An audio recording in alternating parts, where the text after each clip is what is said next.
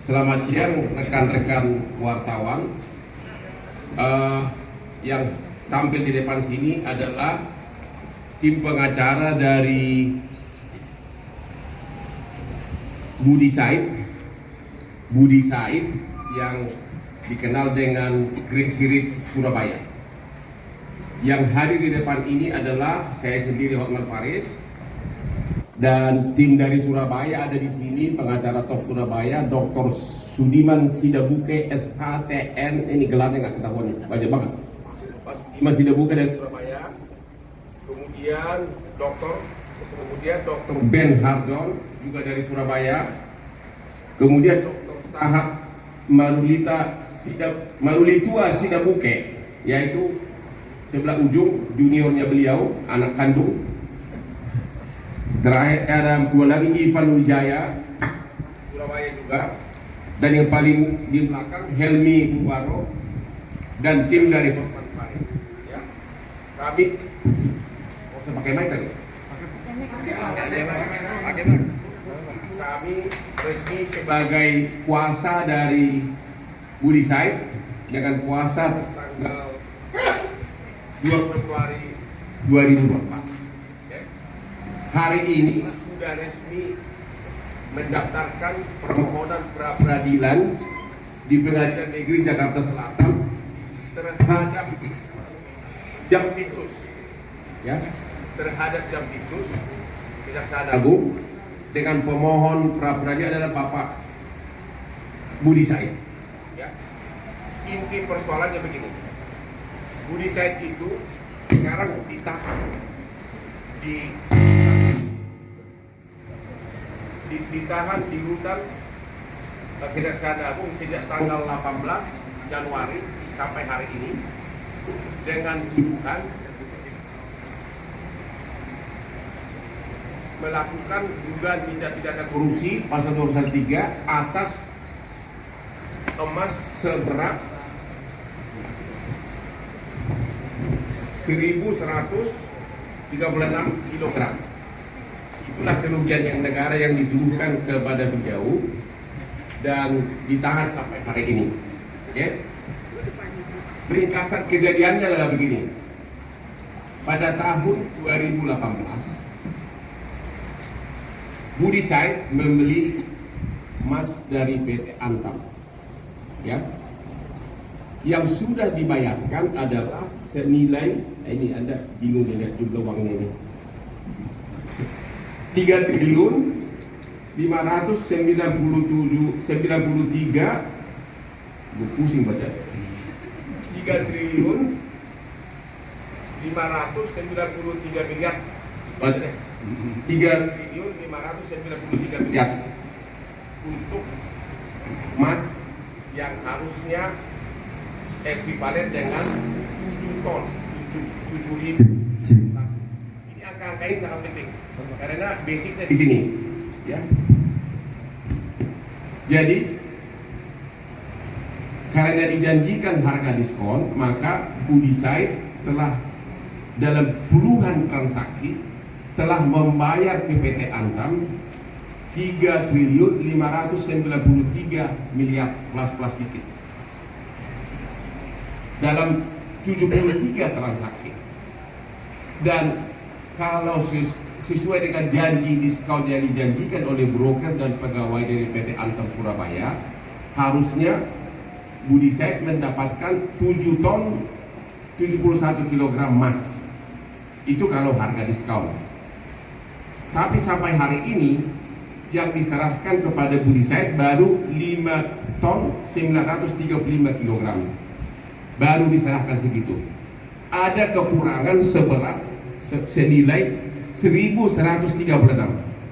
Jadi ada kekurangan 1.136 belum diserahkan. Okay. Tiba-tiba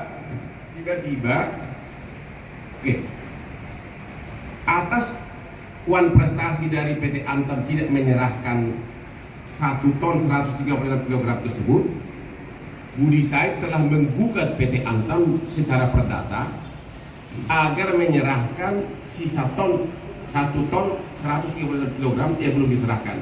dan sampai PK Mahkamah Agung, Budi Said menang. Bahkan sudah keluar perintah eksekusi dari Pengadilan Negeri Surabaya agar PT Antam menyerahkan 1 ton 136 kg tersebut, tapi PT Antam tidak menyerahkan. Kemudian Budi Said juga telah melaporkan 3 pegawai dan 1 broker dari PT Antam karena dianggap melakukan penipuan dan telah divonis bersalah. Telah divonis melakukan tindak pidana penipuan. Jadi dalam 2 perkara Budi Said telah menang. Pada saat mau eksekusi putusan Mahkamah Agung Perdata tersebut, tiba-tiba mulailah keluar panggilan surat kejaksaan pada awal Januari. Dan panggilannya itu adalah sebagai saksi atas dugaan ini makanya kuncinya penting, atas dugaan perbuatan menyebabkan kerugian negara atas 1 ton 136 kg yang tadi belum diserahkan. Makanya saya bilang angka itu sangat perlu. Kemudian diminta klarifikasi, jadi panggilannya itu. Kemudian dipanggil sebagai saksi, tiba-tiba masih sebagai saksi tanpa izin ketua pengadilan, rumahnya digeledah, disita berbagai macam. Akhirnya tanggal 18 Januari tiba-tiba dia dipanggil sebagai saksi pagi-pagi. Pada saat dia dipanggil sebagai saksi pagi-pagi juga disita dia punya handphone segala macam pun disita tanpa izin pengadilan. Jam 4 sore berubah dari saksi menjadi tersangka. Dan pada saat sebagai tersangka, Budi Said ditanyakan, apakah saudara menunjuk pengacara? Ya saya, tapi belum siap karena saya kan dipanggil sebagai saksi. Anda tahu kan sesuai dengan KUHP, seseorang yang diancam hukumannya 15 tahun lebih bagi yang mampu wajib berhak mendapatkan didampingi pengacara. Tapi walaupun dia tidak didampingi pengacara, jaksa menawarkan pengacara negara, dia bilang tidak bersedia. Tapi BAP jalan terus, dan yang ditanyakan hanya 1-2 pertanyaan. Tiba-tiba pada saat penandatanganan BAP, pengacara tadi yang dituju negara yang dia tidak setuju ikut tanda tangan di BAP. Dan hari itu cuma ditahan atas dugaan kerugian negara 1 ton 136 kg. Padahal itu belum diserahkan, walaupun sudah ada perintah dari Mahkamah Agung, sudah eksekusi. Padahal kita tahu dalam perkara korupsi harus kerugian itu nyata. Itu sudah putusan Mahkamah Konstitusi, nggak boleh potensi. Jadi sekali lagi dalihnya Antam dan juga kejaksaan adalah bahwa yang benar adalah harga difaktur. Harga difaktur memang seolah harga totalnya itu tadi, yaitu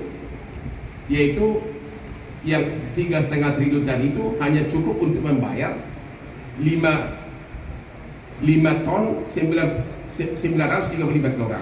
Jadi kalau berdasarkan harga faktur, harga sebenarnya kalau tanpa diskon, Antam sudah menerima uangnya.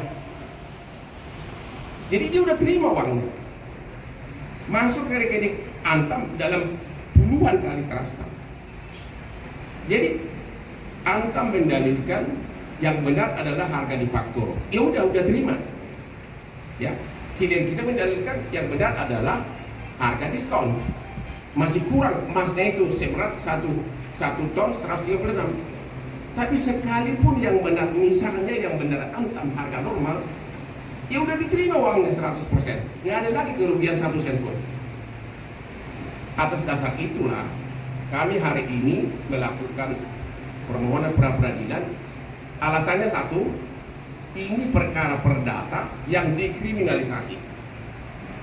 Perkara perdata untuk menghambat eksekusi putusan Mahkamah Agung. Itu alasan pertama. Alasan kedua, penetapan tersangka tidak sah. Karena apa? Tidak ada 2 bukti permulaan yang cukup. Anda tahu kan, kalau orang dituduh melakukan sesuatu kan harus ada bukti. Kalau dituduh kerugian negara 1 ton 136 kilogram. Kapan diserahkan? Karena Mahkamah Agung sendiri baru memerintahkan agar diserahkan dan belum diserahkan sampai hari ini. Alasan ketiga, penggeledahan penyitaan dilakukan tanpa perintah pengadilan untuk tujuan yang tidak sah. Itulah alasan utama, dan nanti saya minta rekan saya dan Pak Dr. Sidabuk untuk menambahkan. Silakan.